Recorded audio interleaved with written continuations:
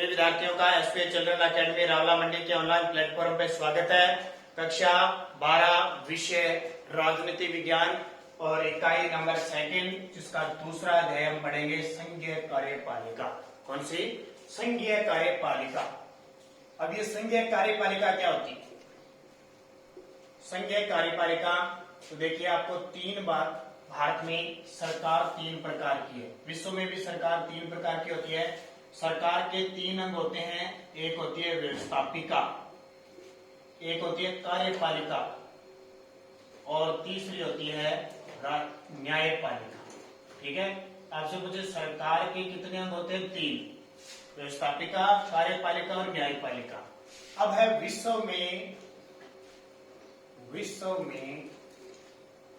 सरकार के रूप कितने हैं? ये तो है 3 अंग, व्यवस्थापिका, कार्यपालिका और न्यायपालिका। आपसे पूछे विश्व में सरकार के रूप कितने हैं? तो 2 प्रकार के रूप है, एक तो अध्यक्षात्मक रूप और दूसरा है संसदात्मक रूप। संसदात्मक, ये 2 बातें ध्यान रखना, आपको मैं पहले बता चुका हूं। अध्यक्षात्मक का मतलब होता है जिस देश में अध्यक्ष राष्ट्रपति होता है, जिस देश में सारा टोटल काम राष्ट्रपति करता है वो अध्यक्षात्मक होता है। उदाहरण ले सकते हो आप अमेरिका का। किसका? अमेरिका का उदाहरण ले सकते हो। दूसरा संसदात्मक का मतलब होता है जिस देश में संसद काम करती है, स्पेशल संसद, जहां राष्ट्रपति का प्रधान होता है वहां तो अध्यक्षात्मक अध्यक्ष होता है। संसदात्मक का मतलब शब्द से पता चल रहा है संसदात्मक यानी संसद, जहां संसद काम करती है वो संसदात्मक व्यवस्था होगी। उदाहरण सबसे बढ़िया देखो तो ब्रिटेन का, ब्रिटेन से ही हमने ली है तो भारत का। ठीक है, ब्रिटेन और भारत का सबसे बड़ा उदाहरण है। एक आपको यह पता होना चाहिए कि लोकतंत्र कितने प्रकार का होता है। लोकतंत्र के रूप पूछे, विश्व में लोकतंत्र, हमारा देश लोकतांत्रिक गणराज्य है ना, इसका लोकतांत्रिक गणराज्य का मतलब वहां का जो राष्ट्राध्यक्ष होता है, वहां का राष्ट्रपति होता है, वो प्रत्यक्ष रूप से यानी अप्रत्यक्ष रूप से जनता द्वारा चुना जाता है। तो देखो लोकतंत्र के रूप 3 बातें बता रहा हूं मैं आपको। सरकार के अंग कितने होते हैं? 3। कौन कौन से? व्यवस्थापिका, कार्यपालिका और न्यायपालिका। ठीक है, फिर देखो विश्व में सरकार के रूप, वो तो अंग है। सरकार के रूप एक होता है अध्यक्षात्मक, जहां पे राष्ट्रपति अध्यक्ष होता है, सारा कुछ होता है, संसद कोई मायने नहीं रखती। अमेरिका के अंदर सबसे बड़ा उदाहरण है। एक होता है संसदात्मक। संसदात्मक का मतलब क्या होता है? जहां संसद कानून निर्माण करती है, और वो सबसे बढ़िया उदाहरण ब्रिटेन का यानी इंग्लैंड का। इंग्लैंड, अंग्रेजों ने हमारे भारत पर राज किया, इसलिए हमारा भी क्या हो जाएगा? संसदात्मक भारत। तो भारत में कौन सी प्रणाली है? संसदात्मक। एक तो क्यों? क्योंकि हमारे भारत में संसद है और संसद ही कानून का निर्माण करती है। फिर है लोकतंत्र के रूप। विश्व में लोकतंत्र के रूप कितने प्रकार के हैं? 2 प्रकार के। कौन कौन से? प्रत्यक्ष लोकतंत्र, प्रत्यक्ष लोकतंत्र और दूसरा अप्रत्यक्ष लोकतंत्र। इस प्रत्यक्ष और अप्रत्यक्ष का मतलब क्या होगा? जिस देश का राष्ट्रपति जनता द्वारा प्रत्यक्ष रूप से चुना जा रहा है, जनता द्वारा प्रत्यक्ष यानी जिस राष्ट्रपति के चुनाव के लिए जनता खुद वोट डालती है, वो प्रत्यक्ष लोकतंत्र है। और इसका सबसे बढ़िया उदाहरण है स्विट्जरलैंड।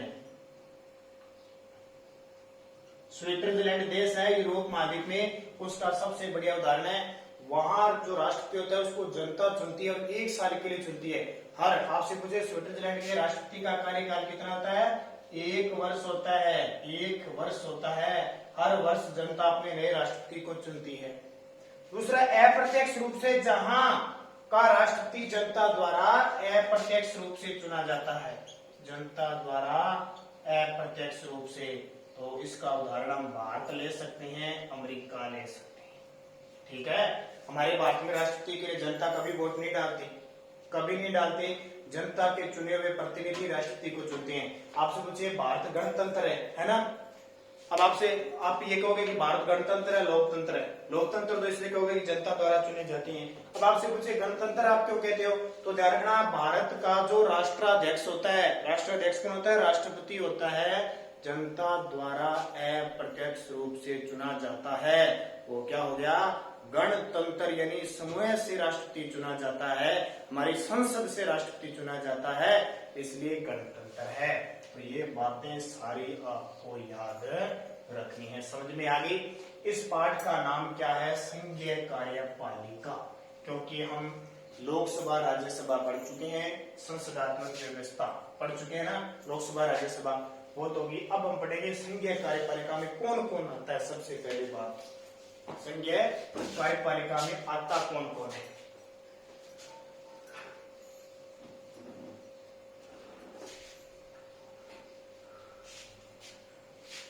संघीय कार्यपालिका व्यवस्थापिका तो में संसद आती है, हमने पढ़ लिया।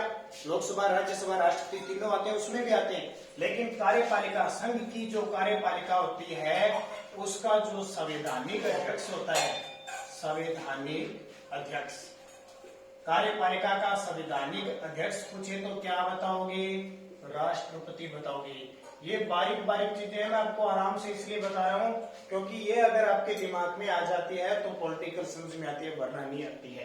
कार्यपालिका, व्यवस्थापिका और न्यायपालिका तीनों तो आपको पता लगे। व्यवस्थापिका का काम होता है व्यवस्था करना, कानून बनाना, जो लोकसभा राज्यसभा करती है, और राष्ट्रपति के साइन होने के बाद कानून बनता है। 2 नंबर पे आते हैं संघीय कार्यपालिका, जिसमें आते कौन कौन है? राष्ट्रपति, ठीक है, प्रधानमंत्री, राष्ट्रपति, प्रधानमंत्री व उसकी मंत्री परिषद, जितनी भी मंत्री परिषद है ना वो सारी आती है। गृह मंत्री, वित्त मंत्री, जितने मंत्री संतरी इनके सारे होते हैं वो सारे आते हैं। अब देखो, संवैधानिक जो अध्यक्ष होता है राष्ट्रपति होते हैं। यानी भारत का प्रथम नागरिक कौन पूछे? देश का प्रथम नागरिक, देश का प्रथम नागरिक कौन होता है? राष्ट्रपति होता है।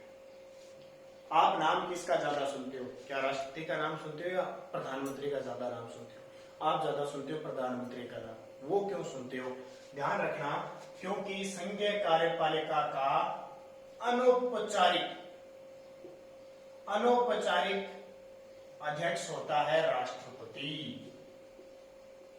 अनौपचारिक का मतलब नाम मात्र का, कह सकते हैं नाम मात्र का अध्यक्ष कौन होता है? राष्ट्रपति। लेकिन औपचारिक जो अध्यक्ष होता है, यानी वास्तविक जो कह सकते हैं वास्तविक अध्यक्ष होता है, वो प्रधानमंत्री होता है। वास्तविक अध्यक्ष कौन होता है? प्रधानमंत्री। ये 2 शब्दों में अंतर है। कार्यपालिका का नाम मात्र का शासक कौन होता है? राष्ट्रपति होता है। लेकिन वास्तविक अध्यक्ष कौन होता है? प्रधानमंत्री। इसलिए हमारी जुबान पे नाम प्रधानमंत्री ही आता है। जितने भी कार्यपालिका के काम है प्रधानमंत्री करता है, राष्ट्रपति तो सिर्फ साइन करने वाला होता है। यानी प्रधानमंत्री जितने भी काम करता है किसके करता है? राष्ट्रपति। क्यों करता है? क्योंकि हमारे देश के अंदर संसदात्मक शासन प्रणाली ली है हमने ब्रिटेन से। जैसे ब्रिटेन का राजा काम करता है वैसे ही हमारे देश में राष्ट्रपति काम करता है। पावर किसके पास होती है? प्रधानमंत्री के पास होती है। इसलिए जब भी कोई काम आता है प्रधानमंत्री का नाम आता है। और देश का प्रथम नागरिक पूछे कई बार, क्योंकि सबसे ज्यादा नाम लेते हैं प्रधानमंत्री, और प्रश्न आ जाए देश का प्रथम नागरिक कौन है, तो हम क्या करते हैं? प्रधानमंत्री करते हैं। लेकिन वास्तविक रूप से संवैधानिक अध्यक्ष कौन होता है? राष्ट्रपति होता है। इसलिए देश का प्रथम नागरिक होता है। समझ में आ गई बात? अब बात आती है राष्ट्रपति, प्रथम नागरिक हो गया और कुछ हो गया सारी, ठीक है।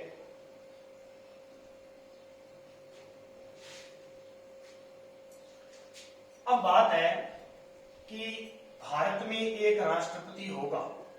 भारत में एक राष्ट्रपति होगा किस अनुच्छेद में? 395 अनुच्छेद तो पता लग गया। अनुच्छेद 52 ये कहता है कि भारत में एक राष्ट्रपति होगा, ठीक है। भारत में एक राष्ट्रपति होगा, अनुच्छेद 52। अनुच्छेद 53 कहता है कि उसके पास ये जो कार्यपालिका संघ की शक्तियां होगी। हालांकि ये शक्तियां होती है लेकिन इनका शक्तियों का प्रयोग कौन करता है? प्रधानमंत्री करता है, क्योंकि वो वास्तविक है, ठीक है। अनुच्छेद 54 ये कहता है कि राष्ट्रपति का निर्वाचन होगा, अप्रत्यक्ष रूप से जनता द्वारा चुना जाएगा, ठीक है। अनुच्छेद 54 ये कहता है कि उसकी रीति क्या होगी? चुनाव उसके होंगे कैसे? अब एक सूत्र लिखाता हूं, सूत्र पे याद करना, राष्ट्रपति के सारे अनुच्छेद क्लियर हो जाएंगे, क्योंकि आगे आगे सारा पूरा पढ़ेंगे ना। राष्ट्रपति से संबंधित अनुच्छेद, राष्ट्रपति से संबंधित अनुच्छेद, सूत्र याद रखना है। रासनी, याद कर लेना ये, रासनीरी पप्पू, योग्यता, शरत, शपथ, महाभियोग, सारे जो पेपर में आने वाले हैं ना आपके सारे याद हो जाएंगे। बस इसको लिख लिख के सूत्र को याद कर लेना। कौन सा? रासनीरी पप्पू, योग्यता, शर्त, शपथ, महाभियोग। कौन सा? रासनीरी पप्पू, योग्यता, शर्त, शपथ, महाभियोग। अनुच्छेद देखो 52, मैं आपको बताऊंगा सारे है क्या। 53, 54, 55, 56, 57, 58, 59, 60, 61, अनुच्छेद 61 तक सारे याद है। देखो भारत में एक राष्ट्रपति होगा, रा से राष्ट्रपति। अनुच्छेद 52 ये कहता है कि भारत में एक क्या होगा? राष्ट्रपति होगा। याद रह जाएगा, सूत्र याद होगा। से देखो अभी शक्तियां, कार्यपालिका की शक्तियां किसमें है? अनुच्छेद 53 में शक्तियां हैं। कौन सी? कार्यपालिका की शक्तियां। देखिए इनका प्रयोग कौन करता है? व्यवहारिक रूप से प्रधानमंत्री। अनुच्छेद 54 कहता है कि राष्ट्रपति का चुनाव कैसे होगा? निर्वाचन होगा, यानी कैसे चुना जाता है? अप्रत्यक्ष रूप से। अनुच्छेद 55 ये कहता है कि राष्ट्रपति का चुनाव होता है वो किस प्रक्रिया से होता है? रीति कौन सी है? तो रीति है एकल संक्रमणीय अनुपातिक मत प्रणाली। ठीक है। अनुच्छेद 56 क्या कहता है? पद कि राष्ट्रपति कितने साल तक राष्ट्रपति बन सकता? एक व्यक्ति तो 5 वर्ष तक रह सकता है। ठीक है। ये रीति कैसी है? निर्वाचन, ये अभी पढ़ेंगे अपनी डिटेल से। से पुनर्निर्वाचन, 57 अनुच्छेद में पुनर्निर्वाचन का मतलब होता है कि राष्ट्रपति एक बार राष्ट्रपति बनने के बाद दोबारा बन सकता है। क्या बन सकता है? कितनी बार भी बन सकता है। और योग्यता वो अनपढ़ हो चाहे पढ़ा लिखा न हो, राष्ट्रपति कितनी बार भी इसका निर्वाचन हो सकता है। योग्यता, राष्ट्रपति बनने के लिए योग्यता क्या होनी चाहिए? राष्ट्रपति बनने के लिए योग्यता क्या होनी चाहिए? यहां लिख देता हूं आपको योग्यता। अनुच्छेद 55 में लिखा है ये, और अनुच्छेद 58 में लिखा है कि राष्ट्रपति बनने के लिए योग्यता, तो योग्यता भारत का नागरिक होना चाहिए। तो भारत का नागरिक ही होना चाहिए। ध्यान रखना, नागरिक हो। आयु 35 वर्ष, 35 वर्ष की आयु, या तो पूरी 35 वर्ष हो या इससे अधिक हो, वो राष्ट्रपति बनना चाहिए। तीसरी, लोकसभा का सदस्य बनने की योग्यता रखता हो। लोकसभा का सदस्य बनने की योग्यता रखता हो। ठीक है। लोकसभा का सदस्य होना जरूरी नहीं है, बस योग्य होना चाहिए। ये सांसद बन सकता है लोकसभा का, और राज्यसभा की नहीं होना चाहिए। 3 याद रखनी है, भारत का नागरिक होना चाहिए, उसकी आयु 35 वर्ष पूर्ण होनी चाहिए, लोकसभा का सदस्य बनने की योग्यता हो, बाकी पागल, दीवानिया, भ्रष्टाचारी नहीं होना चाहिए। ठीक है। शर्त 59 में, 59 अनुच्छेद 59 में शर्त, यही शर्त है, ध्यान रखना। योग्यता वाली क्या होती है? शर्त होती है। शर्त क्या होती है? आगे हम पढ़ेंगे।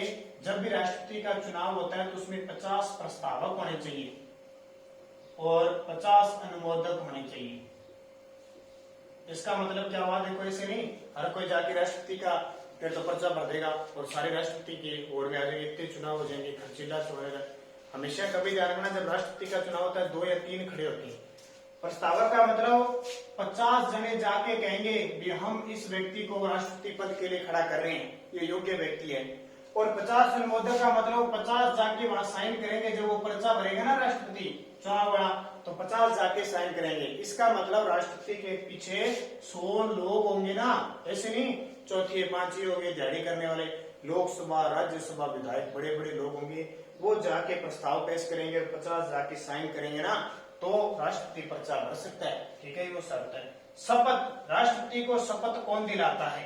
राष्ट्रपति को शपथ दिलाता कौन है? तो ध्यान रखना, राष्ट्रपति को जो शपथ दिलाता है वो सर्वोच्च न्यायालय का, क्योंकि देश का प्रथम नागरिक कौन होता है?